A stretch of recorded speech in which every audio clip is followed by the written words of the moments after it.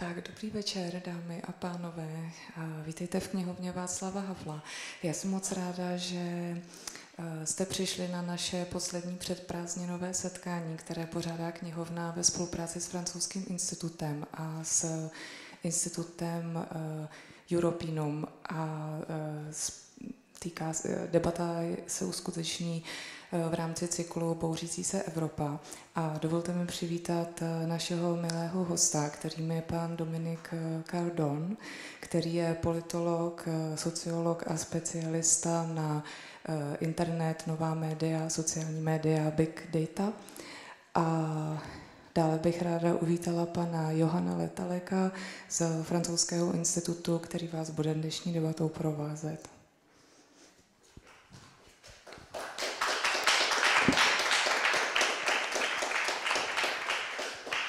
Cher Radka, monsieur le conseiller, mesdames et messieurs, chers amis, bonsoir. Nous sommes ravis de vous accueillir de nouveau dans ce lieu à l'occasion de cette grande série de rencontres consacrées à ce thème 1968-2018, Paris-Prague, l'Europe des contestations, qui est peut-être avant tout un regard sur les grandes questions que nous nous posons sur l'Europe aujourd'hui. Et nous essayons d'interroger ce questionnement sous des facettes extrêmement différentes, celle des nouvelles technologies. Dominique Cardon, bonsoir. Nous sommes ravis de vous accueillir à Prague. Vous êtes le directeur du laboratoire de recherche Media Lab à Sciences Po Paris. Donc c'est un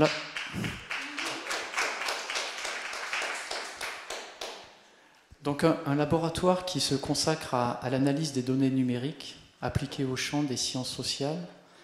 Vos travaux portent notamment sur l'analyse des usages d'Internet, l'analyse également des transformations de l'espace public induits par ces usages, également l'analyse sociologique des algorithmes du web et des big data, et je citerai volontiers dès maintenant un de vos derniers ouvrages, À quoi rêvent les algorithmes, qui sera aussi également un très bon sujet à aborder ce soir. Et à ce titre, vous intervenez très régulièrement dans l'espace public en France et on trouvait très pertinent de vous inviter à Prague pour parler de ces sujets. Donc des sujets qui font l'actualité. Prenons quelques exemples sur lesquels on pourra peut-être revenir plus tard. Nous avons beaucoup parlé et nous entendons beaucoup parler du rôle des réseaux sociaux, rôle réel ou supposé des réseaux sociaux dans les processus démocratiques, dans les élections.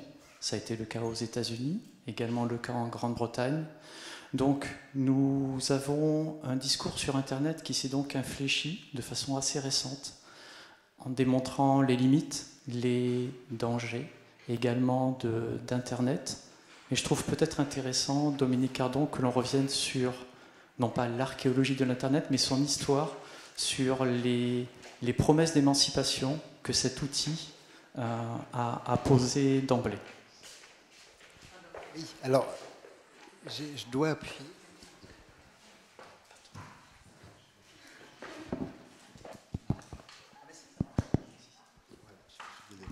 Bonsoir à toutes et tous. Merci à l'Institut français pour cette invitation, c'est un plaisir.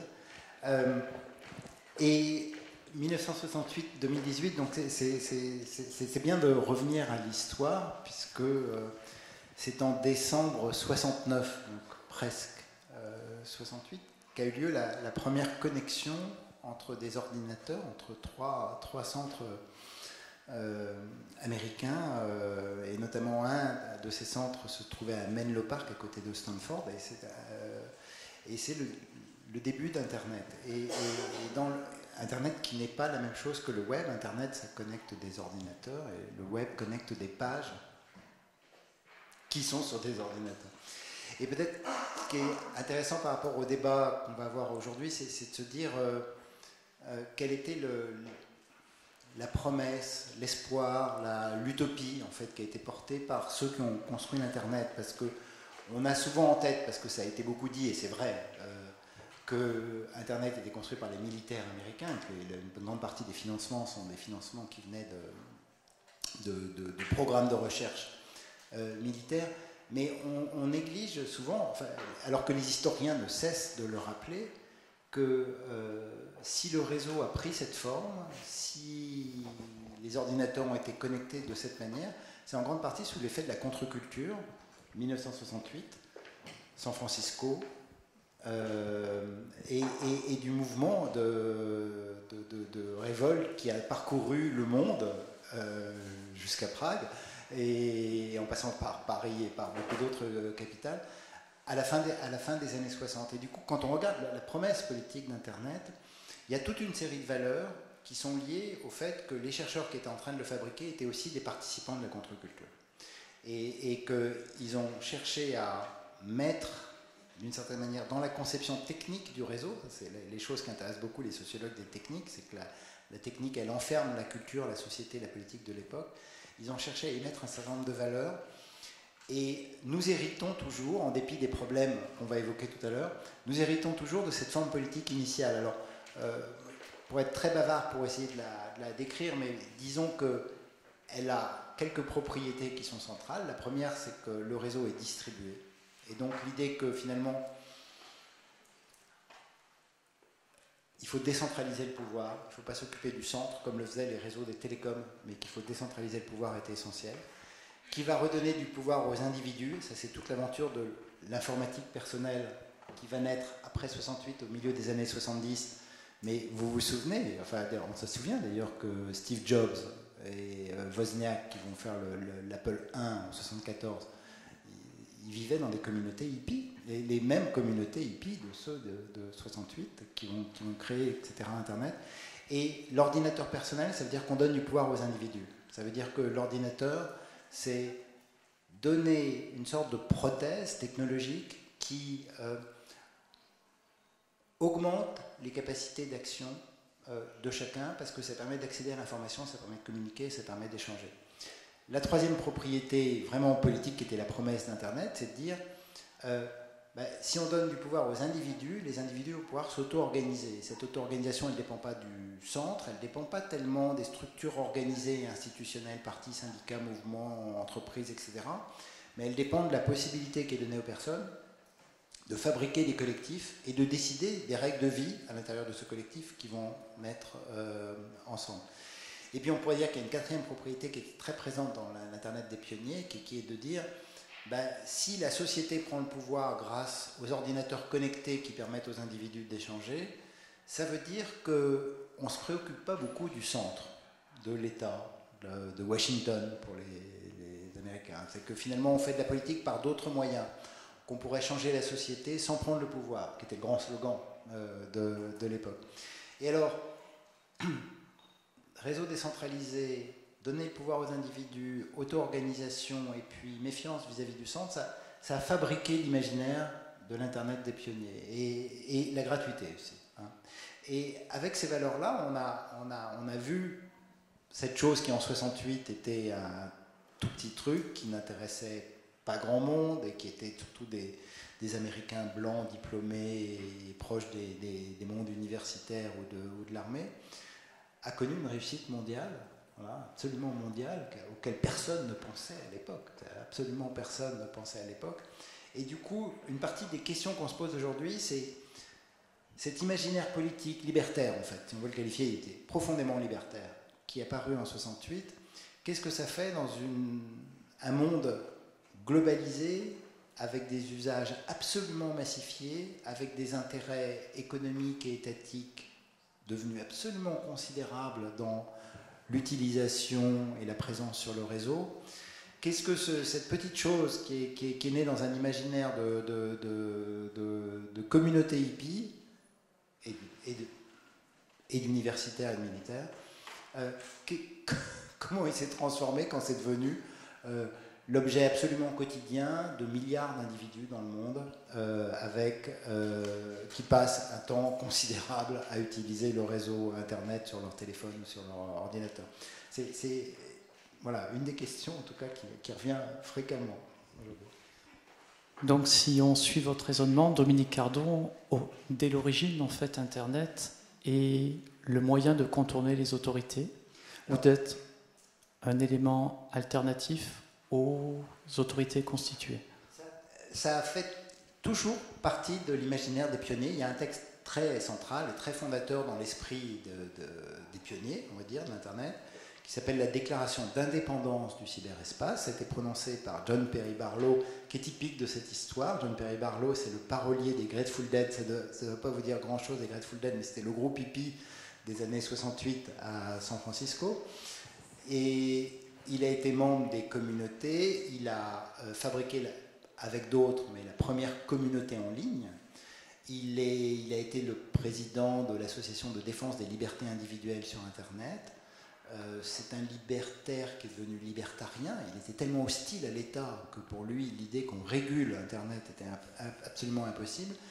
Et qu'est-ce qu'il disait dans la déclaration d'indépendance du cyberespace? Il disait, alors une déclaration prononcée à Davos, devant les chefs d'État, chefs d'entreprise du monde entier, il leur disait, écoutez, nous avons inventé quelque chose, nous, geeks, hackers, développeurs, militants, communautés, on a inventé un réseau pour discuter entre nous, pour se connecter entre nous. Ne nous régulez pas. Hein. Et cette tension entre le centre et la périphérie voilà, a toujours été au cœur du réseau. Et une partie des débats qu'on a aujourd'hui, qu'on va avoir, c'est de se dire, on est en train de se dire, mince, le problème c'est que les périphéries ne sont pas toujours sympathiques. Voilà. Et que du coup, on aimerait bien que le centre revienne un peu régulé. Ce qui a été la grande liberté, il faut quand même le redire, la grande liberté du réseau, c'est l'anonymat, la connexion entre les individus, la possibilité de ne pas être exactement soi-même sur le réseau, la possibilité un peu tout azimut, un peu sauvage, de faire des connexions entre individus. Et ça a accompagné le développement d'Internet voilà, de son origine jusqu'à aujourd'hui. Même si cette utopie, aujourd'hui, est sans doute un peu réduite à peau de chagrin. Mais pas complètement, pas complètement. Je crois qu'on est entré de plein pied en fait dans un des sujets qui nous préoccupent. C'est l'effet des outils et des pratiques du numérique sur le champ du politique. À la lecture de vos travaux, Dominique Cardon, vous soulignez régulièrement les 3 âges ou les 3 stades de la démocratie. La démocratie représentative, ensuite la démocratie participative et enfin la démocratie Internet. Si vous voulez bien nous préciser ce que vous mettez derrière ces acceptions. Ouais, c'est une décomposition que je vais vous faire là, en essayant d'être clair, j'espère que ça ne va pas. Voilà. Qui était nécessaire pour répondre à la question qu'est-ce que les technologies numériques ont changé la démocratie en fait, et qui est une question qui revient tout le temps. C'est finalement de se dire cette petite chose là dont j'ai raconté rapidement la naissance, elle est devenue si centrale que on s'est mis à dire qu'elle transformait les formes de l'exercice du pouvoir, du gouvernement, de la démocratie, des politiques publiques, etc. etc. Et alors, c'est vrai qu'il y a des divisions qui sont très, très classiques en fait en théorie politique, qui est de dire qu'il y a une forme de la démocratie qui n'est qu'une des formes possibles de la démocratie, qui est la démocratie représentative, qui est celle qui, à partir du XVIIIe siècle et de l'invention de l'élection, puis du suffrage universel, etc., va devenir la forme dominante de définition de la démocratie, qui est de dire la démocratie, c'est finalement le moment où les peuples, exerçant leur souveraineté populaire, choisissent par l'élection des gouvernants qui vont les représenter, et finalement parler en leur nom, à travers des institutions médiatrices comme les partis politiques, mais finalement on donne à ceux qu'on a élus le pouvoir de décider en notre nom, et donc la question de la représentation est absolument centrale dans cette affaire. C'est évidemment la forme de la démocratie qui est dominante et centrale aujourd'hui, mais c'est celle qui fait l'objet de toutes les critiques aujourd'hui, parce que les représentants ne représentent pas, parce que les représentants, la démocratie ne vit que le moment des élections, puis entre 2 élections on ne fait pas vivre la démocratie, etc. Bon, je n'entre pas dans ce débat, mais elle est et puis parce qu'elle focalise toute l'attention de la politique. La politique, c'est juste les élections. Ça, c'est un moment très très central. Et quand on regarde quel est l'effet du numérique sur les campagnes électorales et sur la désignation des gouvernants, là, les travaux qui ont été menés montrent qu'il y a bien une contribution du numérique, il y a bien un effet, je ne cherche pas à le nier, mais qu'en fait, il n'y a pas un effet considérable. Alors, on a beaucoup parlé de la première élection de Barack Obama grâce à Internet, etc., mais il aurait sans doute été élu sans Internet, cette affaire. Mais en fait, ce dont on se rend compte aujourd'hui, c'est que dans la décision des électeurs, les médias traditionnels restent absolument centraux et que même s'il y a des effets de bord, hein, il y en a beaucoup, on pourrait en parler pour l'Italie par exemple avec le mouvement 5 étoiles, Internet participe à une transformation globale de la démocratie représentative en crise, mais n'a pas joué un rôle si considérable que ça. Il y a une deuxième forme de démocratie qu'on appelle la démocratie participative et qui est là une des réponses à la critique de la démocratie représentative. Et là, l'idée est d'utiliser le numérique pour permettre aux internautes de participer à la discussion, voire même à l'élaboration des discussions, des décisions que vont prendre les gouvernants élus par la démocratie représentative. Et donc c'est cette idée qui est assez forte dans beaucoup d'expériences démocratiques qui se font à travers le monde. Conseil de quartier, conseil d'habitants, processus de décision délibérative par le public, prise en compte de certains publics dans le choix des politiques publiques, etc. En France, on a eu des dispositifs, mais c'est arrivé dans beaucoup de pays européens. En Finlande, il y a un dispositif très original qui a été mis en place comme ça, permettre aux internautes, par des pétitions, puis par des forums, puis par des discussions, de pousser devant les députés des projets ou des idées ou des initiatives qui ensuite peuvent constitutionnellement être reprises par les assemblées pour des processus délibératifs de type législatif. Là aussi, on a beaucoup de promesses qui ont été faites avec Internet et beaucoup d'initiatives qui ont été prises. Là, les résultats sont aussi un peu mitigés, mais ils sont quand même plus forts, en tout cas, que ce qu'on observe. Et puis je viens à ma troisième, et je finis, que moi j'ai appelé la démocratie Internet, parce qu'elle ressemble à l'idéal politique des pionniers que j'évoquais tout à l'heure, c'est de dire en fait la politique ne se joue pas nécessairement, ou ne se joue pas tout le temps, ou exclusivement, en tout cas, voilà, exclusivement serait le bon terme, dans les politiques publiques telles qu'elles sont décidées par les gouvernants et par les représentants dans les assemblées. Il y a une forme de politique qui est plus large, une politique de la ville, une politique du quartier, une politique des grands réseaux associatifs, une politique de la prise en charge par les citoyens d'un certain nombre d'enjeux, une politique de la mobilisation et du bruit que les internautes connectés peuvent faire dans l'espace public parce qu'ils amènent des thèmes nouveaux qui apparaissent.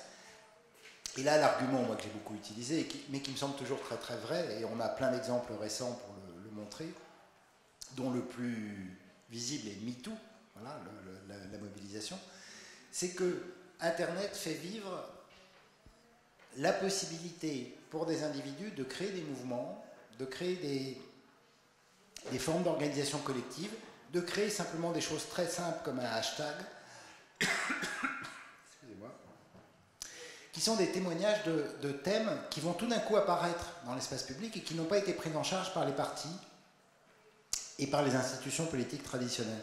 Et c'est un peu ça la démocratie Internet. C'est cette idée qu'on a ouvert de nouveaux réseaux à la mise en forme par des mobilisations d'individus connectés pour faire apparaître des thématiques nouvelles sur l'agenda politique. Alors l'histoire d'Internet a beaucoup d'exemples de ce type-là. Il y a aussi beaucoup de choses qui n'arrivent pas par le numérique, hein, donc je ne cherche pas non plus à... Voilà. Mais on a vu le mouvement altermondialiste être porté par ces thématiques-là. On a vu beaucoup de réseaux spécialisés être portés par ces thématiques-là. On a vu les révolutions dites arabes venir beaucoup avec la mise en réseau des individus, Tunisie, Égypte, etc. On a vu les mouvements indignés Occupy être mis en forme par ces thématiques-là. Puis là, j'ai pris plutôt des mouvements, on va dire, de contestation de gauche. Mais on a vu exactement la même chose dans les mouvements identitaires, nationalistes, l'organisation incroyable des mouvements d'extrême droite sur le web. Et donc on a ce sentiment que finalement ce qu'a fait la démocratie Internet, c'est qu'elle a permis à des périphéries politiques d'un bord ou de l'autre et à des individus, à travers la pétition par exemple, forte, de se mobiliser et de faire émerger de nouvelles formes de politique, qui est une autre manière en fait de concevoir la démocratie. pour rebondir sur cet élément, Dominique Cardon, et pour revenir sur un des points que vous avez soulevé au début de votre intervention, en fait, pour vous, les réseaux sociaux, enfin les outils du Web 2.0, en fait, en eux-mêmes n'expliquent pas, ils inscrivent à l'agenda des médias traditionnels. C'est plutôt de cette façon. Alors, il y a un truc qu'il faut toujours dire, mais les sociologues passent leur temps à dire ça. Les technologies en elles-mêmes ne font rien. Voilà. Donc c'est la manière dont on utilise les technologies qui produisent des choses. Voilà. Et donc il faut toujours être attentif à ne pas dire c'est Facebook qui a fait la révolution en Tunisie. Les Tunisiens se sont mobilisés et pour se mobiliser ils ont utilisé Facebook et Facebook a renforcé. Alors ça a bien un effet d'accélération des technologies de ce type-là. Et ce qui est assez frappant quand on observe les grands mouvements politiques ou sociaux qui ont utilisé le numérique de façon forte, c'est que ça peut créer des mobilisations qui viennent d'endroits assez inattendus de la société. Hein, et ça peut les faire partir de façon forte. Mais celles qui vont connaître un succès le connaissent parce qu'elles ont eu un relais à travers des choses beaucoup plus traditionnelles. Alors, ces choses plus traditionnelles peuvent être des institutions, des partis, des syndicats, des ONG, beaucoup, hein, pour des éléments de ce type-là. Et puis, dans la mise en visibilité dans nos sociétés, je sais que c'est un peu décevant de dire ça comme ça, parce qu'on a toujours le discours, Internet change tout, le web change tout, etc. La réalité des chiffres, c'est que les gens, ils regardent toujours plus la télé qu'ils regardent Internet. Et que quand on regarde les publics de façon... qu'on ne regarde pas les publics urbains, jeunes et cultivés, mais le public général, les gens dans... Voilà, la population dans son caractère très ordinaire et très quotidien, la source d'information principale, et dans tous les pays, aux États-Unis aussi, c'est la télévision. C'est le journal télévisé, c'est les informations, etc. Donc une grande partie de l'espace numérique, on le pense souvent indépendamment des grands médias traditionnels, alors qu'en réalité, surtout avec la massification générale du numérique, il y a un accrochage nouveau dans le fait que la source d'information principale reste assez souvent les médias traditionnels, mais qu'en revanche, il y a tout un réseau de circulation, de bruit, d'écho, de rebondissement, de diffusion de l'information qui, pour un certain public, va passer par les réseaux sociaux numériques dans ces espaces. Je vous en prie. Pour peut-être aller sur un exemple très simple, est-ce que vous iriez jusqu'à dire que les tweets utilisés par le président américain actuel est plus à destination des médias traditionnels que de son électorat? Oui, on peut dire ça. C'est assez paradoxal, je sais, de dire ça, on entend tout le temps. Mais là, on a beaucoup de travaux de sciences politiques aux États-Unis sur ces questions. Il y a 11% d'Américains qui ont un compte sur Twitter, il y en a 8% qui l'utilisent, et ceux qui partagent de l'information sur Twitter, c'est 6%. Et quand on regarde qui sont les 6%, ils sont urbains, diplômés et plutôt démocrates. Voilà. Bon, j'exagère parce qu'il y a évidemment plein de soutiens de Donald Trump sur Twitter. Mais c'est pas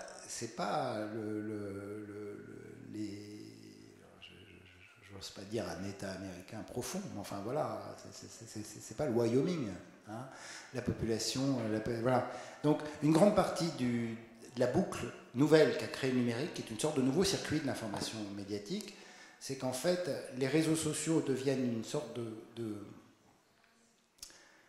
de sphère d'influence entre journalistes, hommes politiques et publics urbains, dans lequel on fabrique des thèmes qui sont repris dans les médias de diffusion télévisuelle, les talk-shows notamment, de télévision, et qui ensuite vont aller vers le public américain. Mais beaucoup d'études aux États-Unis montrent que les électeurs de Donald Trump sont les moins d'utilisateurs des réseaux sociaux, et donc sans doute de Twitter, parce qu'évidemment le réseau social qui est utilisé, c'est Facebook, Snapchat, Instagram, mais c'est pas forcément Twitter.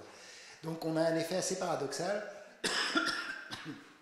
Certains diraient, Pierre Bourdieu aurait dit que c'est le fameux cercle des médias, c'est-à-dire que Twitter influence les journalistes qui ensuite influencent les hommes politiques, qui reproduisent des messages sur Twitter, etc. Et on crée une sorte de boucle, de caisse de résonance et de circulation très très intense des informations qui fabrique ensuite des thématiques que vont prendre les médias traditionnels pour les diffuser auprès du public. Mais on aurait tort de considérer que c'est à cause des réseaux sociaux que les gens ont voté pour Donald Trump aux États-Unis. Je pense que enfin, voilà, ce serait... On n'a pas d'enquête empirique qui le montre de façon solide, en tout cas. Donc, dans votre analyse, vous mettez en lumière assez spécifiquement le centre et les périphéries, parce que je pense qu'il faut utiliser le pluriel. Là aussi, pour prendre un exemple extrêmement récent dans l'actualité, nous avons certains mouvements politiques qui émergent, qui sont hors des cadres traditionnels, avec des positionnements très particuliers. Donc vous avez cité Cinque Stelle en Italie, avec notamment la personnalité de Gianfranco Casaleggio, qui a été le stratège de ce mouvement politique. Les réseaux sociaux jouent un rôle important dans l'émergence de ces, non pas partis, mais mouvements politiques. Ça donne un pouvoir possible aux périphéries. Et donc toutes les craintes qu'on peut avoir sur fake news, les nouveaux populismes, etc., c'est que le web, là, je l'ai dit un peu tout à l'heure, mais on a ouvert une place à des espaces politiques qui n'étaient pas du tout représentés dans la démocratie représentative. Et qui parfois viennent avec l'idée qu'ils vont renverser la table ou lever le couvercle d'un espace consensuel, homogène, fermé, qui est une sorte de bouchon qui viendrait interdire l'apparition de nouveaux thèmes. Nous, on l'a vu en France au moment du référendum sur le traité constitutionnel européen. C'est du web que sont venues les critiques contre le référendum. En partie, il ne faut pas non plus exagérer cet argument, mais en partie parce que les médias principaux et qu'une grande partie des partis politiques étaient favorables au oui, et que c'est du web que le non est venu. Donc il y a toute une série de situations politiques dans lesquelles, quand un espace politique, celui que j'appellerais central, les grands médias et les grands partis, a trop fortement, de façon cohésive, clôturé et fermé la porte à toute une série de revendications ou de thèmes, il y a toujours la possibilité que les périphéries, qui sont toujours là, le web, il faut vraiment le dire, tout est possible sur le web et on trouve toutes les thèses politiques sur le web, il suffit de chercher, il y a forcément quelqu'un qui est venu soutenir tel ou tel argument. La plupart du temps, personne ne le voit, mais dans un certain nombre de circonstances, il est tout à fait possible que ces mouvements prennent de l'importance et de l'influence. Et quand l'espace politique n'a pas des règles de fermeture très très fortes, je dis ça parce que la France, les règles de fermeture sont si fortes qu'on ne voit pas rentrer comme ça de nouveaux acteurs. Mais dans un certain nombre d'espaces politiques compliqués, ou bien dans lesquels il y a des recompositions qui ont laissé des failles ou des fragilités très très fortes, ce qui a été le cas de l'Italie avec la crise de la démocratie chrétienne, la transformation du Parti communiste en Parti démocrate, etc. On a réouvert des positions dans lesquelles de nouveaux acteurs ont pu inventer, et là il faut vraiment dire inventer, parce qu'ils ont inventé des formes de discours politiques qui arrivaient à associer, je pense pour le mouvement 5 étoiles, qui arrivaient à associer les délaissés et les déclassés du sud de l'Italie, qui sont vraiment des populations qui vivent avec énormément de ressentiment et de difficultés, le sentiment que le Nord les a abandonnés, ce qui est d'ailleurs ce que dit la Ligue du Nord constamment, et aussi des populations urbaines très critiques contre la corruption, etc., qui se sont retrouvées et qui avaient été portées par le mouvement des violets, qu'on appelait violets en Italie, et arriver à réagréger ces publics.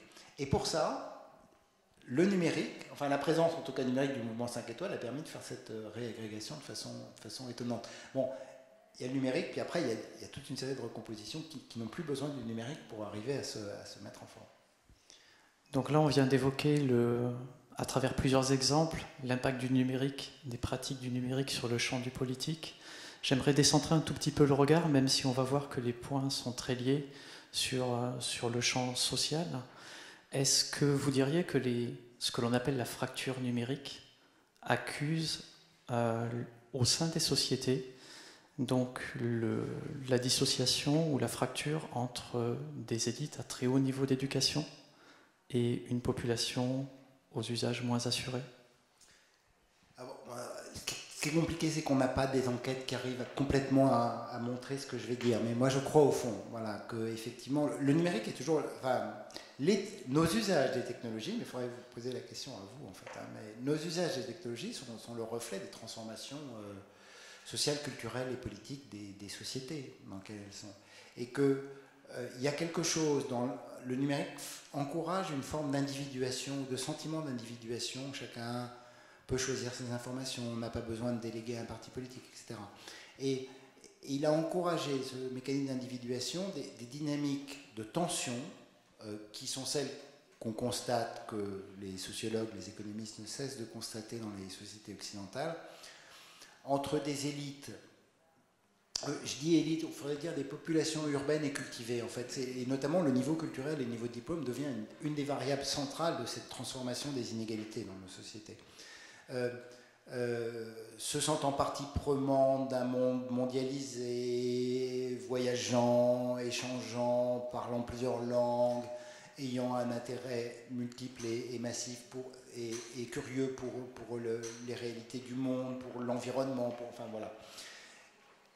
Très fortement actifs sur les réseaux sociaux et avec des usages du numérique qui sont très diversifiés. Voilà, et on parle toujours de Facebook ou d'Instagram, etc. Mais en fait, ils utilisent énormément pour plein de choses. Voilà. Et puis quand on regarde les usages de la connexion et de l'ordinateur et du téléphone portable dans des milieux qui, eux, ne sont pas ces milieux extrêmement intégrés socialement et extrêmement intégrés dans les nouvelles formes de la mondialisation, de l'économie globale, etc., etc., on a des pratiques numériques qui sont, je le dis pas de façon péjorative, mais qui sont beaucoup plus pauvres. Beaucoup plus pauvres. Un compte Facebook, nous on a toujours l'impression qu'un compte Facebook, Instagram, c'est de permettre de discuter avec plein de gens, d'échanger, de recevoir des contenus, etc. Les comptes Facebook ont 60 personnes, ces 60 personnes se connaissent, elles vivent dans la même ville, elles échangent des blagues et des proverbes. Je caricature un petit peu, j'en suis un peu désolé, mais le numérique, c'est un système de toutes petites conversations. Il n'y a jamais de lien vers des sites d'information, etc. Il y a un ancrage géographique extrêmement fort. Et du coup, c'est plus tellement une égalité entre ceux qui utilisent les technologies numériques et ceux qui ne l'utilisent pas. C'est à l'intérieur de l'usage du numérique.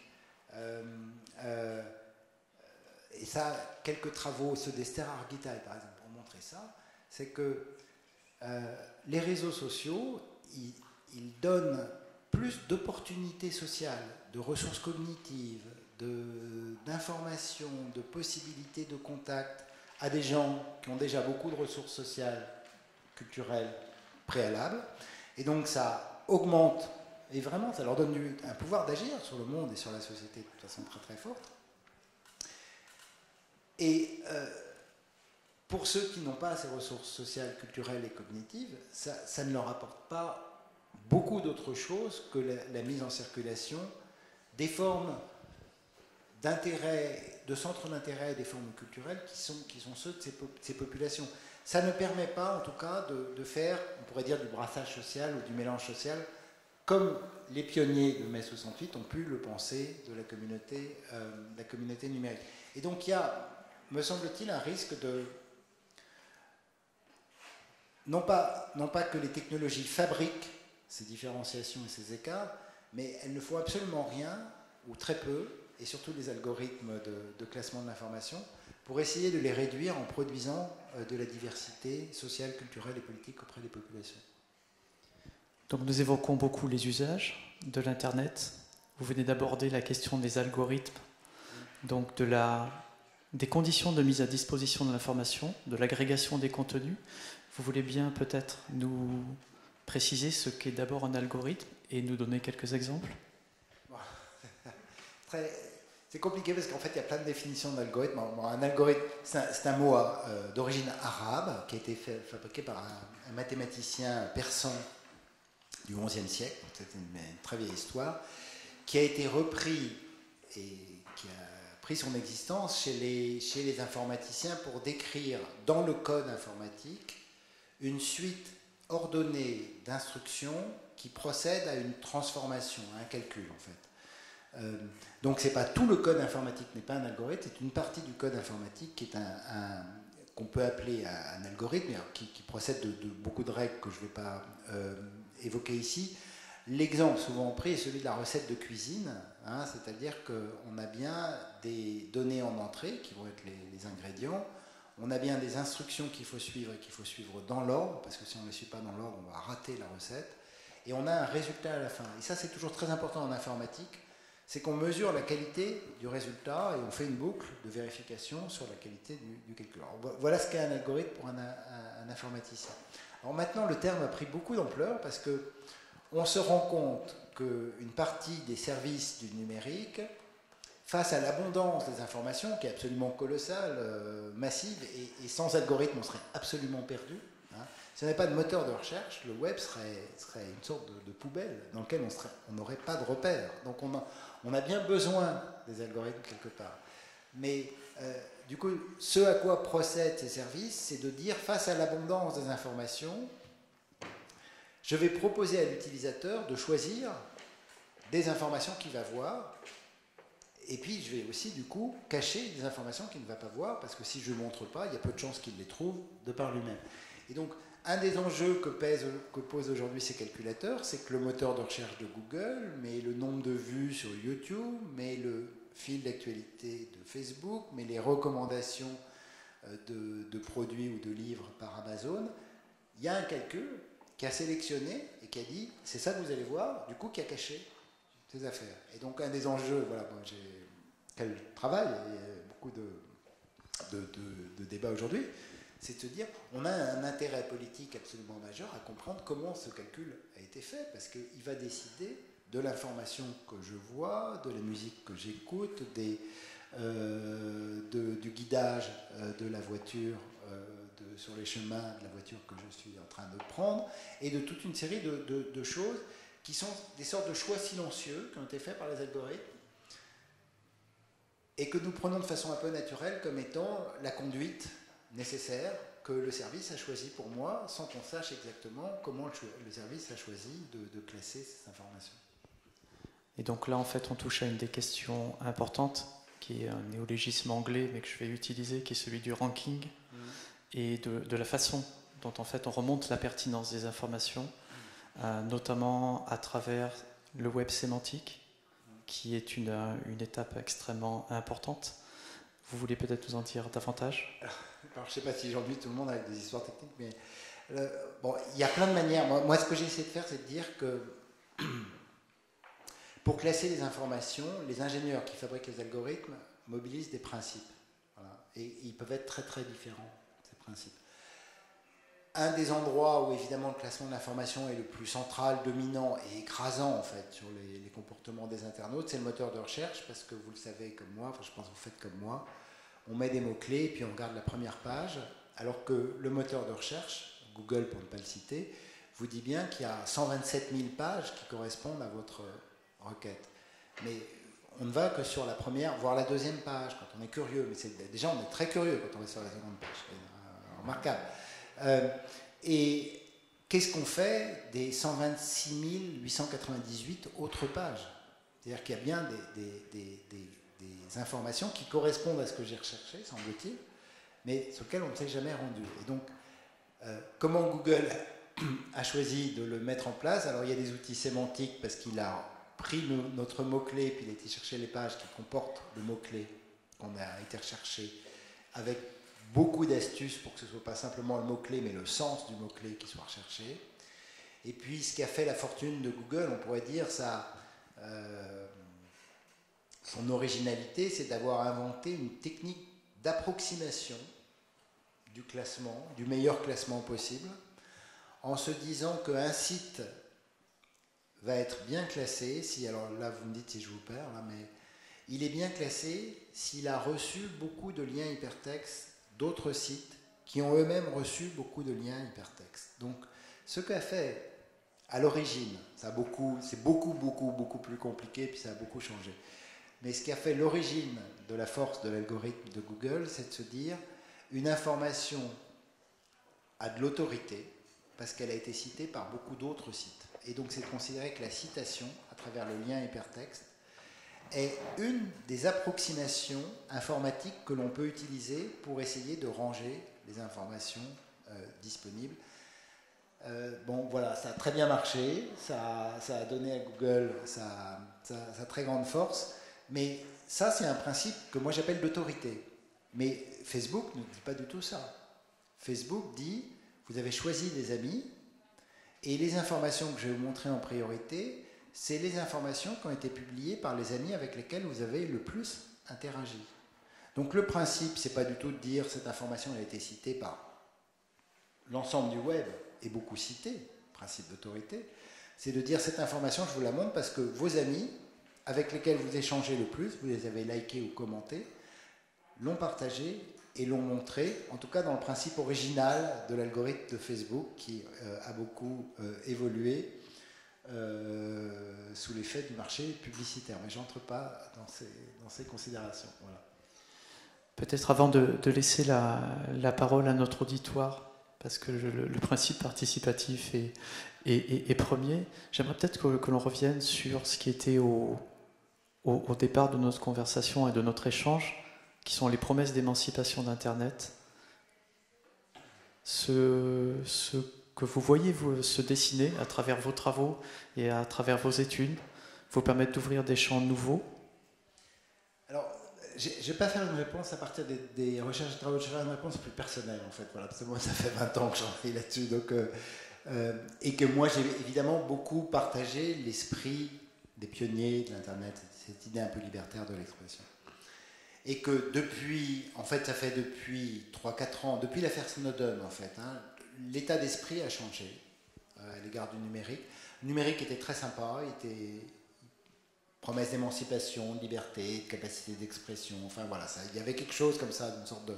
Ça a accompagné nos sociétés dans l'idée de, tout d'un coup, d'une sorte de prise en charge par la société elle-même, à travers les réseaux d'information, de choses qui avaient été beaucoup déléguées à d'institutions, partis politiques, syndicats, médias, etc.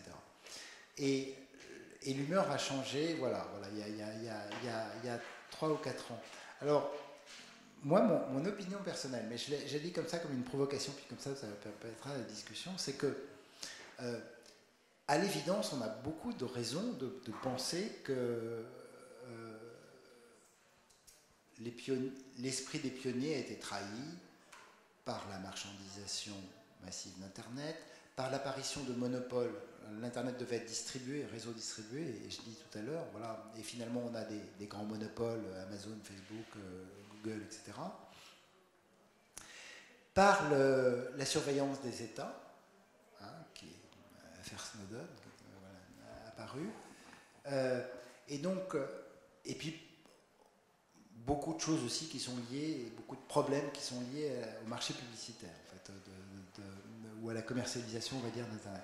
Et du coup, quelque chose qui était très sympa est devenu absolument obscur parce que contrôle des données, surveillance, etc. etc. Alors, moi, mon point de vue personnel, voilà, c'est que si on regarde bien, et avec un peu de distance par rapport à ces débats, la promesse d'Internet, elle n'a pas disparu. Voilà. On n'est pas obligé d'utiliser Facebook. On est obligé d'utiliser Google, ce qui est un peu un problème. On n'est pas obligé d'utiliser Facebook. Hein. L'idée qu'on puisse accéder à une bibliothèque de savoir auquel nos sociétés n'avaient jamais eu accès précédemment est absolument là. On peut passer des heures et des heures sur Internet à découvrir des choses absolument incroyables. Et elles sont toujours là. Elles ne sont pas cachées par les algorithmes. Elles sont pas... Voilà. On peut trouver des choses absolument, absolument prodigieuses. Et du coup, des fois je me dis, voilà, et c'est ma réflexion personnelle, que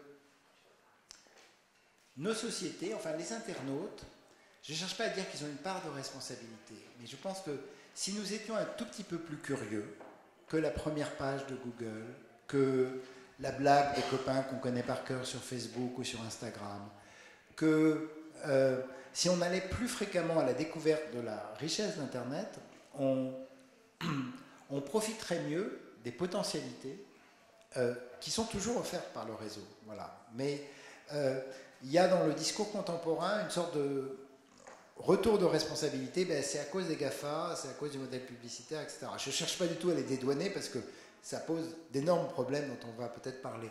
Mais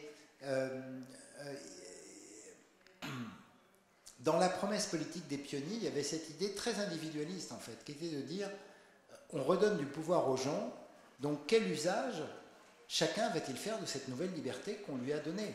Voilà. Et dans l'usage de cette liberté, on n'est peut-être pas toujours, voilà, je le redis autrement, pas toujours à la hauteur des potentialités ou des promesses qui sont offertes par le réseau.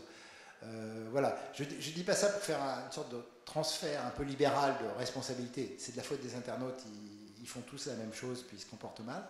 Mais on peut faire plein de choses avec Internet. Enfin, moi, je reste assez optimiste, c'est-à-dire on peut toujours faire plein de choses avec Internet, assister à voir des choses absolument formidables. Et il n'est pas toujours sûr qu'on en fasse un meilleur usage. Voilà. Donc j'aimerais maintenant vous laisser la parole, parce que je crois que nous avons abordé un grand nombre de sujets dans des domaines extrêmement divers. Je suis certain que vous aimeriez peut-être échanger avec Dominique Cardon directement.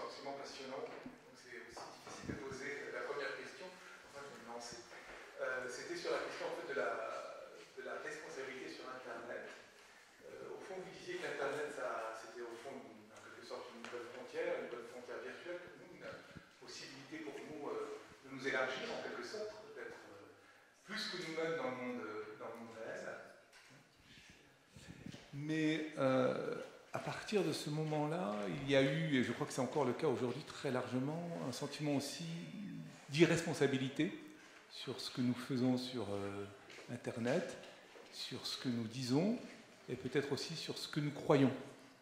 À tel point qu'à un moment donné, il y a une sorte d'effet boomerang, c'est-à-dire qu'on est tellement dans ce virtuel-là et dans l'irresponsabilité qu'on ne mesure pas, je veux dire, les gens, les publics, les opinions, tous ceux qui agissent, les milliards de personnes qui agissent sur Internet, sur l'effet que cela produit sur le monde réel et sur toutes ses conséquences. Je ne sais pas si j'ai été très clair, mais vous voyez un petit peu ce que je... Voilà, je voulais avoir votre point de vue là-dessus. Ça, c'est une des grandes transformations. C'est vrai que c'est compliqué parce que ça joue à double front, cette affaire. Les pionniers ont inventé Internet et ils ont inventé le mot qui nous colle aux mains comme un sparadrap, on ne sait plus se défaire, qui est virtuel. Et ils l'ont inventé parce que pour eux, c'était la projection d'une utopie et qu'il fallait la séparer du monde réel. Ils avaient tenté, et historiquement c'est attesté, là, dans l'histoire des premières communautés virtuelles, ils avaient tenté de vivre des communautés réelles, dans les forêts, auto-organisées, hippies, avec partage, etc. Ça n'a pas marché. Et quand le numérique est arrivé, ils ont dit la communauté auto-organisée, on va la transporter dans le monde virtuel, et là ça va marcher, parce qu'on va la défaire du monde réel, et donc on ne saura pas l'âge, le sexe, le niveau de diplôme, le niveau culturel des individus, on va pouvoir, derrière un avatar, être autre chose que soi-même. Et c'était une liberté formidable, formidable, c'est-à-dire que ça désinhibe, voilà, et ça rend possible un certain nombre de créations, d'où l'attachement très très fort à cette idée de l'anonymat sur Internet, ou en tout cas l'anonymat qui a beaucoup disparu en fait de l'Internet, mais cette idée que c'était un autre monde qui était détaché du monde réel. Bon, ça marchait bien quand c'était une expérimentation en Californie, voilà. Le problème, c'est que c'est devenu l'outil de communication de plusieurs milliards d'individus, ça a des enjeux sociaux, économiques extrêmement forts parce que c'est rentré à l'école, au travail, dans la vie quotidienne, dans la ville, dans le commerce, etc. Maintenant, c'est incroyablement réel, en fait, le numérique. Le numérique, ça nous accompagne dans les choses les plus concrètes, les plus réelles, les plus existentielles qu'on puisse avoir. Et du coup, le mythe de la séparation entre le réel et le virtuel n'a plus grand sens aujourd'hui.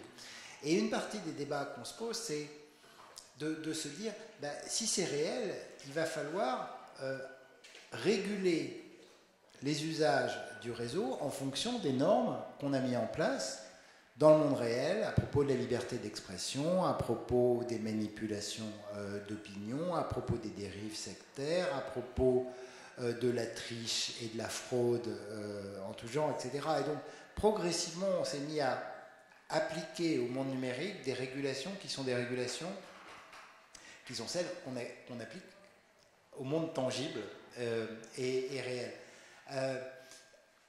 C'est d'une certaine manière au cœur de la désillusion Internet. C'est que finalement, c'est très concret. Il y a des gens qui en font de très mauvais usage. Il y a des pratiques qui sont extrêmement douteuses. Il y a des groupes organisés qui font de la désinformation sur Internet. Et dire qu'il y a une séparation entre le virtuel et le réel n'a plus grand sens aujourd'hui. Il ne faut quand même pas complètement jeter à l'eau l'idée que ça peut aussi offrir une liberté pour ne pas être tout à fait soi-même. Ce qui était un des grands slogans des pionniers de l'Internet. Et d'abord, ça permet des gestes créatifs importants. C'est toujours très présent dans le monde virtuel des jeux vidéo, de ces choses-là. Les dissidents dans les pays autoritaires ont besoin de cet anonymat et de cette différence. Et dans le jeu aussi de plus en plus complexe que nous avons avec nos identités, on se rend compte qu'on se sert du numérique, et on se sert toujours du numérique pour jouer avec nos identités. On n'est pas la même personne sur un site de rencontre, sur Instagram, sur LinkedIn, un réseau professionnel, etc. Donc on fait bouger notre identité quand on la présente sur ces réseaux sociaux. On a besoin de ce décalage, voilà. Et un des risques et un des débats actuels de l'Internet, c'est de dire on va tout réagréger, on va avoir des portraits et des profils des individus, puis on va comme ça faire disparaître cette distance entre réel et virtuel qui avait été à l'origine de cet univers. Une autre question ? Bonjour. J'avais une question sur la manipulation des élections dont vous avez parlé brièvement. Si vous pouvez nous éclairer sur le scandale Cambridge Analytica dont on a parlé assez récemment, et si vous pensez que c'est une vraie menace pour la démocratie, pour nos démocraties, avec justement le développement d'Internet. Alors, je vais vous donner une réponse paradoxale, parce que, alors c'est un sujet que nous, les chercheurs, on connaît bien, parce je ne dis pas qu'on a fait du Cambridge Analytica, mais on a employé des techniques assez proches, mais en tout petit, vraiment, de façon absolument restreinte, et sans inspirer. Et du coup, je connais moi un peu les données Facebook, voilà. Et franchement, je pense que ça n'a quasiment aucune influence sur le vote des Américains. Voilà, je le dis de façon provocante, et il faut vraiment avoir regardé les données pour savoir ce que c'est. En revanche, c'est un vrai problème. Voilà. Le problème, c'est que Facebook autorisait tous les gens créateurs d'applications. Mais ça vaut pour les gens qui vont ensuite donner les données à Cambridge Analytica, mais c'est la même chose pour tous les jeux. Dès que vous mettez une application sur Facebook, qu'on s'appelle Candy Crush, aspire les réseaux de vos amis, etc. etc. Donc c'est une faille, voilà, que Facebook avait mis en place et contre lequel personne ne disait rien. Puis tout d'un coup, on se dit, quand on voit l'usage qui a été fait, on se dit tout d'un coup, il y a un problème. Alors, quel est le problème ? Le problème, c'est qu'on aspire beaucoup de données sur les utilisateurs et que vous avez une gamme de consultants. Et là, mais je le dis en sociologue, hein, oui, voilà, de consultants qui, à partir d'une grille, ça s'appelle les Big Five, de criblage des personnalités, on vous met dans 5 cases, extravertis, introvertis, etc. Ils pensent d'abord que leurs criblages sont bons avec les données Facebook, c'est moyen. L'air de rien, c'est... Quand on vous dit on met toute notre vie sur Facebook, on sait tout ce que disent les gens, etc. Un compte Facebook, ça ne dit pas toute votre vie. Alors, il y a certains comptes dans lesquels on raconte beaucoup de choses, mais la plupart du temps, il n'y a un tout petit bout de vie. Et si vous faites des hypothèses sur les gens à partir de ce que vous avez sur le compte Facebook, il y a un taux de prédiction qui est quand même assez faible, voilà, globalement. Et ils pensent qu'une fois qu'ils ont mis les gens dans les 5 cases, et ça c'est une sorte de croyance dans les effets de la communication politique, il y a tout un marché pour vendre ça à tout le monde, et du coup ce marché... à partir de là, on peut cibler les bonnes personnes et puis donner des messages aux introvertis et d'autres messages aux extravertis. Moi je suis, comme beaucoup de chercheurs qui ont regardé ces questions, assez sceptique sur l'idée que ça a eu des effets. Voilà. Mais en revanche, je partage complètement la vigilance extrêmement forte qu'il faut avoir sur le traitement de ces données, la possibilité d'y accéder comme on pouvait y accéder, n'importe qui pouvait y accéder de façon beaucoup trop ouverte dans le modèle des API de Facebook. Et ce qui renvoie à un débat plus général, si on veut essayer d'élargir, qui est tout le débat sur les fausses nouvelles et les fake news, qui est une chose qui, moi, me surprend. Voilà, je voulais essayer de le dire simplement. On a, dans la sociologie des médias, on avait dans les années 40 un modèle qui disait que les médias ont des effets forts sur les gens. C'était la radio qui était accusée. Voilà. Orson Welles, on raconte que Orson Welles, quand il a fait la guerre des mondes en 1938, les Américains avaient peur parce que les extraterrestres étaient en train d'envahir le New Jersey, qu'ils sortaient avec des armes, que les gens se suicidaient, etc. C'est tout faux.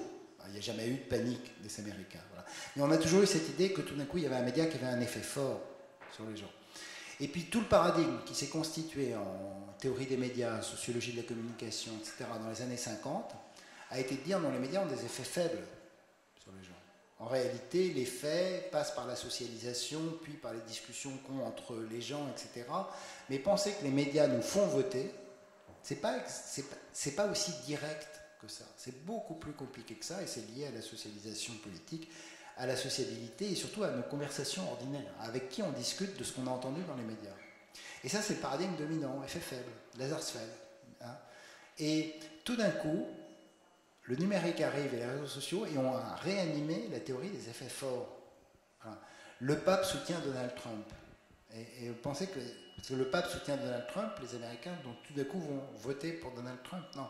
Une information comme ça ne modifie pas aussi fortement un vote. Elle a des effets sur les représentations et les attitudes des personnes. Mais ce qui est, me semble-t-il, assez frappant aujourd'hui dans ce débat sur les fake news, c'est qu'elles sont massives. Hein. Il y a eu des tentatives de manipulation nombreuses, des officines qui ont produit des fake news, etc. Mais c'est que nous croyons qu'elles ont des effets. Et on croit toujours qu'elles ont des effets sur les autres, parce que nous, ça va. Mais c'est toujours les autres. Et qui sont les autres? Les milieux populaires, les peu cultivés, etc. Ils sont naïfs, ils ont l'esprit sensible, ils peuvent se laisser, etc. Et donc on retrouve un discours dominant qui est d'inventer la faillite de la volonté, et la faiblesse de la volonté, et la naïveté crédule des publics, des autres publics. Voilà. Moi j'ai beaucoup de méfiance vis-à-vis de la croyance dans l'effet des fake news. En revanche, beaucoup de vigilance sur le contrôle et la vérification des plateformes, et notamment Facebook, parce que c'est vraiment Facebook qui est responsable, qui a laissé passer tous ces messages publicitaires, etc. Mais voilà, peut-être pour finir, penser que Donald Trump a été élu à cause des fake news, c'est, à mon avis, faire le mauvais diagnostic sur les raisons de l'élection de Donald Trump. C'est-à-dire, les raisons de l'élection de Donald Trump, c'est justement qu'il y a des gens qui pensent que les fake news ont des effets. C'est encore une fois un discours dominant qui vient expliquer que les autres sont naïfs et crédules. Et je pense que c'est politiquement problématique d'entériner cette idée de la force propre des effets des médias. C'est beaucoup plus compliqué que ça. Mais là, il faudrait le dire en chercheur, c'est très difficile à mesurer. Alors, aux États-Unis, c'est frappant parce qu'il y a beaucoup de chercheurs américains qui disent ce que je dis là, et notamment il y a une étude très forte de Jenko, qui est la seule bonne étude qu'on ait sur la question, qui montre que ça n'a eu aucun effet, en fait, ces histoires de fake news. Mais on a envie d'y croire. Voilà. On a absolument besoin aujourd'hui de penser que cette chose si sidérante qu'est l'élection de Donald Trump, ça doit s'expliquer par une raison qui est de la désinformation politique qui est venue produire cet effet. Alors il est probable que les effets structurels, sociologiques, ancrés, profonds du vote de Donald Trump font que les thématiques qu'il a portées, et pas la fake news qui est venue dire, mais les thématiques qu'il a portées ont épousé ou ont rencontré d'une manière un peu bizarre, mais ont rencontré des publics d'électeurs absolument nombreux et massifs lors de l'élection présidentielle américaine. Une autre question? Oui.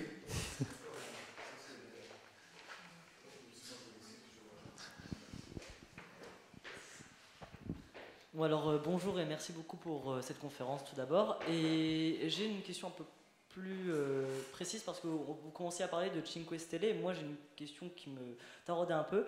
J'ai eu l'impression en regardant en voyant des personnes âgées qui se réengageaient surtout par les réseaux sociaux à la politique via Cinque Stelle, via leur engagement pour le parti. j'ai eu l'impression qu'il y avait peut-être que, en fait, le parti, enfin, si on peut l'appeler parti, aider certaines personnes âgées à s'intégrer socialement. Et dans la politique, je voulais connaître votre avis sur la question. Alors là, je ne serais pas bien vous répondre parce que je ne connais pas assez la situation, mais vous avez raison de souligner, parce que moi j'ai un ami chercheur qui connaît bien ça et qui connaît bien la situation politique italienne en fait. Et pour lui, c'est incompréhensible, 5 étoiles. C'est un ovni politique. Parce qu'ils ont su agréger des électorats qui n'ont rien à voir entre eux. Voilà. Et donc, ce que vous dites, moi je ne sais pas pour les personnes âgées, je ne sais pas. Mais bon, c'est le propre des mouvements populistes qui sont transclassistes comme ça, qui essaient d'agripper toutes les thématiques. Mais d'avoir su, c'est quand même un coup de force, d'avoir su agréger des électorats qui a priori n'ont rien à voir ensemble, derrière un programme politique aussi qui promet tout à tout le monde, parce que c'est aussi un peu ça qu'ils sont parvenus à faire, et qui entre au gouvernement, c'est quand même une prouesse politique. Bon, alors on peut dire, mais on est incapable de faire des diagnostics, que du coup elle est promise quand même à rencontrer le réel assez brutalement prochainement. Mais qu'en sait-on en fait? Voilà. Oui, moi j'aurais de nouveau donc une question. J'ai été très frappé par ce que vous disiez sur justement les accusations que l'on porte aujourd'hui à l'encontre des réseaux sociaux, plus généralement de l'Internet, et sur ses effets pour les évolutions politiques et pour le monde tel qu'il va. En même temps, ces analyses-là qui existent, il faut en tenir compte, parce que ce sont des croyances très fortes aujourd'hui.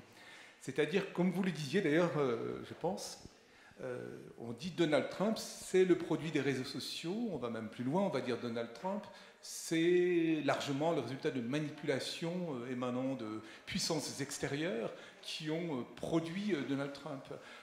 On parlait du cas italien, on fera probablement la même analyse, et ainsi de suite. Donc cette croyance, cette conviction se généralise, donc l'accusé c'est l'Internet, et cela nous rappelle peut-être, alors justement c'était ma question, est-ce que cela ne nous rappelle pas un peu toutes les inquiétudes que suscitent à chaque fois les technologies nouvelles, et notamment les accusations qui étaient portées contre le livre, contre l'imprimé. Alors on a dit l'imprimé est à l'origine des guerres de religion, quelques siècles plus tard on a dit l'imprimé a permis Mein Kampf, et toutes les folies qui sont allées avec, et aujourd'hui, on est tous convaincus très largement que les désordres d'aujourd'hui et peut-être les malheurs de demain, le coupable, c'est Internet. Donc, n'y aura-t-il donc pas une tentation, du coup, on a fait des autodafés pour les livres régulièrement, alors on ne peut pas brûler Internet, mais il y a sûrement des envies de couper tout. Oui. Bon, mais ça c'est une loi générale, hein, une loi qui est très, très, très connue. La nouveauté technologique va susciter tout de suite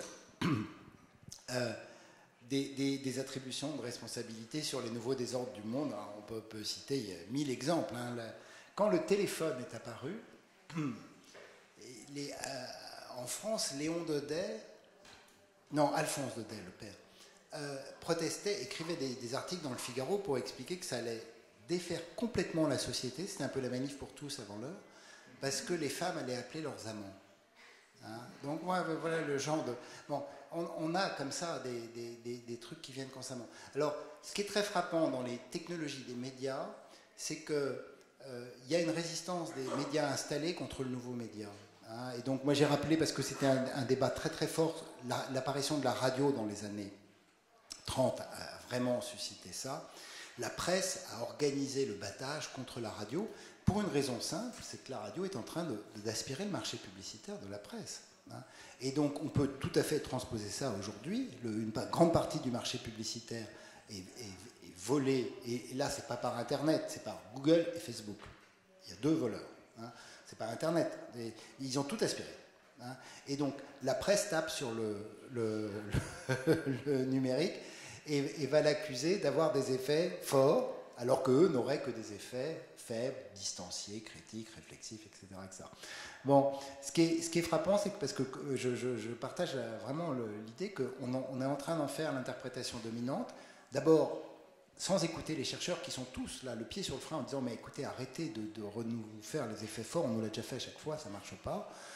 Et puis en plus, on a des enquêtes qui montrent pour les fake news américaines, de façon typique, que ceux qui se sont exposés aux fake news sont des gens qui étaient déjà convaincus très très fortement par Donald Trump, et par ailleurs, ils étaient tellement militants et politisés qu'ils suivaient plein de médias, donc ils n'étaient pas dans une bulle non plus, parce que ça vient avec ce thème, l'idée d'une bulle qui les enferme.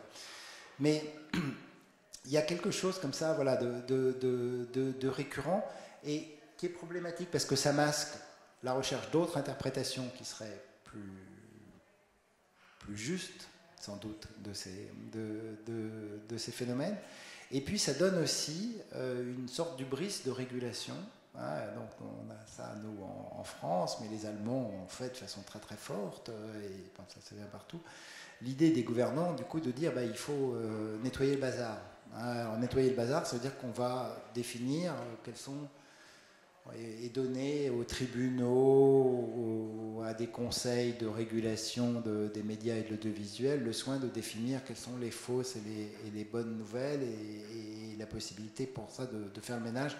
C'est évidemment complètement vain, il y a un risque liberticide dans cette affaire qui est considérable. Donc ça donne effectivement le sentiment, non pas de débrancher tout le système, mais en tout cas de vouloir le nettoyer. Je ne suis pas sûr que ce soit la meilleure des choses. Mais si on va au fond, moi j'ai une interprétation sociologique, mais qui est un peu abstraite. Ce qui est très paradoxal, c'est que je crois que le numérique, à cause de 68, il a accompagné des transformations massives de l'autonomisation de l'individu dans nos sociétés. Après tout, je ne veux pas qu'on décide pour moi. Mes parents, mon prof, mon responsable de section syndicale, le représentant du parti, le journaliste qui choisit l'information. Donc, dans la crise de la représentation, il y a aussi une sorte de confiance que l'individu, porté par l'individualisme contemporain, porté aussi par les nouvelles dynamiques de consommation, s'est auto-attribué de dire, après tout, je sais faire les choix moi-même. Qu'est-ce que c'est qu'une page Facebook? C'est de dire, je vais choisir l'information qui m'intéresse. Après tout, il n'y a pas besoin qu'on la choisisse pour moi, que d'autres journalistes, hommes politiques, syndicalistes, ONG, décident pour moi. Je sais choisir. Et donc il y a une sorte d'idée que les individus sont forts, et qui n'est pas fausse, qui est liée à l'augmentation du capital culturel dans nos sociétés, du niveau de diplôme, du niveau de connaissance, qui rejoint ces publics qu'on évoquait tout à l'heure. Donc on a une sorte d'individu en puissance qui s'affirme, et qui, pour s'affirmer, a besoin de dire que ceux qui précédemment étaient reconnus et légitimes pour faire des choix pour lui doivent être contournés, ou on doit pouvoir faire ses choix. Et en même temps, et c'est là qu'on a une sorte de fragilité quand même du modèle de l'individu contemporain, on est en train de dire, mais les individus, ils sont ballottés par le grand vent d'Internet, et si on leur donne des informations qui sont fausses, ils vont plus savoir choisir, on va les perdre, puis leur esprit un peu naïf et crédule fait qu'ils vont être sous toutes les influences, et puis ils ont des biais cognitifs, et donc sous toutes ces influences, on aurait trop d'informations. Donc on a une image de l'individu qui est assez singulière en fait, et qui est typique, je crois, des problèmes contemporains, c'est qu'à la fois on voudrait le penser fort, et qu'en même temps, des phénomènes nous invitent à le considérer comme étant finalement faible et faillible et influençable. Et entre les deux, on ne sait pas très très bien choisir. Il est probable, mais c'est le côté un petit peu sociologue, que penser que l'individu sait choisir est une conception héroïque de l'individu qui n'existe pas. Voilà. On ferait mieux d'accepter que nous sommes déterminés, que nous avons des contraintes, que notre socialisation nous a fabriquées d'une manière ou d'une autre, et que si on comprenait mieux nos contraintes, on comprendrait mieux que de temps en temps, des gens qui nous aident à passer par-dessus ces contraintes cognitives qui nous ont été, enfin, qui se sont imprimées en nous par notre socialisation seraient nécessaires. Et en même temps, ne pas considérer que les individus sont complètement idiots, comme des feuilles de vent soumis à toutes les variations des tempêtes, et qui se laisseraient influencer n'importe comment. Voilà. Donc, si on avait une position plus intermédiaire dans ce débat, et donc plus réaliste, en fait, on irait mieux. Mais si la conception héroïque s'impose aujourd'hui, c'est très très lié à la valorisation incroyable du sujet et de l'autonomie de l'individu contemporain. Je ne veux être contraint en rien. Je ne veux pas que quelqu'un puisse, liberté négative, dirait Benjamin Constant, je ne veux que en rien quelque chose m'oblige, me contraigne, choisisse, décide ou fabrique pour moi. Je veux toujours être souverain et libre de mes propres choix. Et cette souveraineté, on l'a héroïque. On passe son temps à la renvoyer comme un effet de miroir inversé vers l'idée que moi ça va, mais alors les autres, ils sont complètement influençables et crédules. Une autre question? Non? Dominique Cardon, il nous reste réellement à vous remercier pour cet échange extrêmement intéressant. Nous avons abordé un très grand nombre de sujets. Et je vous invite d'ailleurs, puisque nous l'avons abordé de façon assez régulière aujourd'hui, à nous retrouver demain, donc cette fois-ci à la Maison de l'Europe, pour une rencontre avec Gérald Bronner autour de la question du complotisme. Je vous souhaite une excellente fin de soirée et j'espère à très bientôt.